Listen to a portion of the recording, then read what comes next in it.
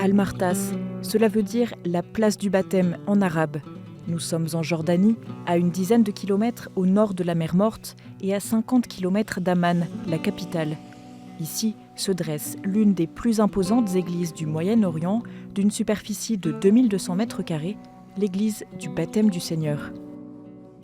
Sur ce territoire, qui fait partie de la Terre Sainte, le royaume de Jordanie a attribué à la communauté catholique latine une étendue de 30 000 mètres carrés. D'autres églises chrétiennes, notamment orthodoxes, ont été construites aux alentours. C'est François Lacoste, architecte français, qui a dessiné cette église, située à quelques mètres du Jourdain et de l'endroit où le Christ aurait été baptisé par Jean-Baptiste.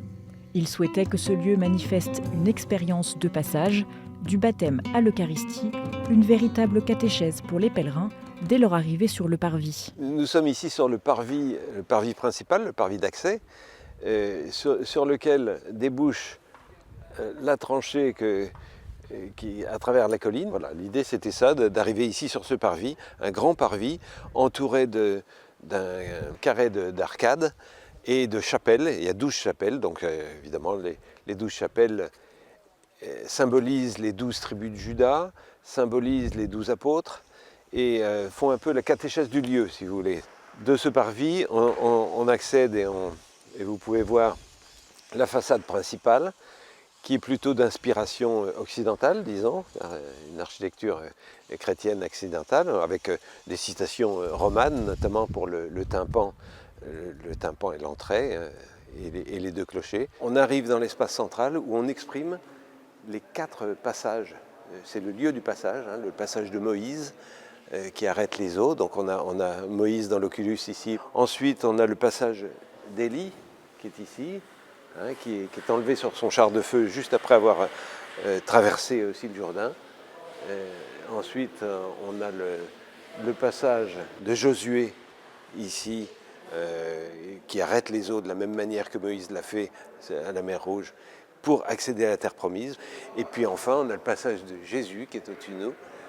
Jésus qui passe de nombreuses fois par ce lieu, et notamment la dernière fois, juste avant la montée à Jérusalem, vers sa passion et vers la croix, au passage du baptême, hein, de la mort à la vie. Il y a à peine 30 ans, ce territoire, à la frontière avec Israël, était recouvert de mines. Une fois la paix revenue entre la Jordanie et Israël, des fouilles archéologiques ont pu commencer à partir de 1997 et ont permis de localiser le lieu probable du baptême du Christ, appelé Béthanie au-delà du Jourdain, dont l'authenticité a été reconnue par le Vatican lors de la visite du pape Jean-Paul II en 2000. En Jordanie, la majorité de la population est musulmane et entre 3 et 4% est chrétienne, en majorité grecque orthodoxe.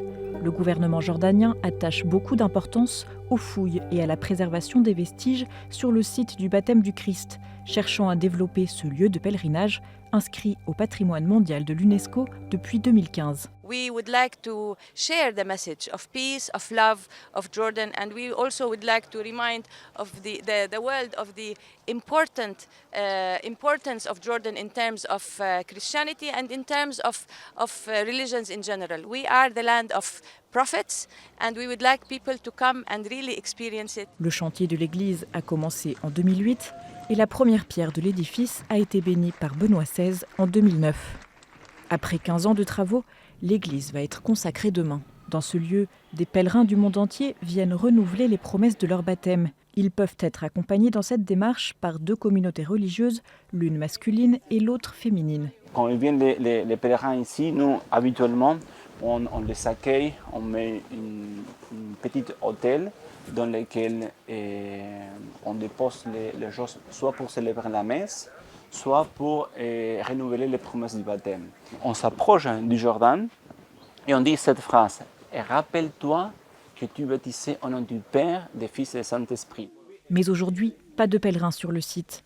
Depuis les attentats du 7 octobre 2023 et le début de la guerre entre l'armée israélienne et le Hamas, qui a embrasé tout le Moyen-Orient, les groupes venant en pèlerinage se font plus rares en Jordanie. Avant la guerre qui a démarré malheureusement à Gaza, entre Israël et Gaza, ils venaient ici un groupe ou 2 groupes par jour.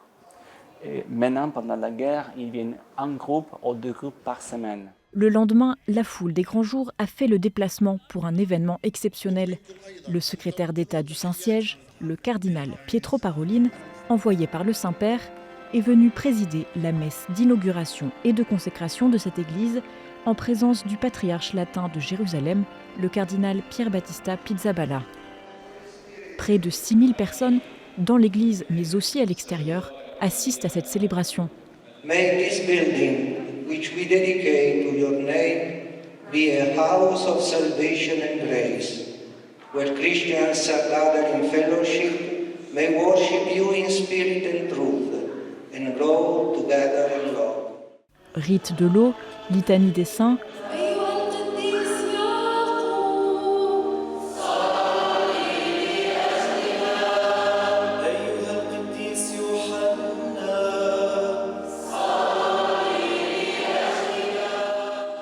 suivi par le dépôt des reliques des saints martyrs de Damas, onction de l'autel et des murs de l'église avec du Saint-Crème, encensement et enfin illumination de l'autel et de toute l'église. La célébration a duré plus de 2h30. À la sortie, les catholiques jordaniens expriment leur joie. We thank God from our hearts for this beautiful gift that we are receiving today, and we pray for the whole world to have the peace in hearts and in all the regions where we lack peace. I feel something really special today. It's been a lot to me. My faith maybe more stronger right now, so I'm gonna do it again next year for sure. I remember 16 years ago when Pope Benedictus came to Jordan and put the first stone in this building to start build this church.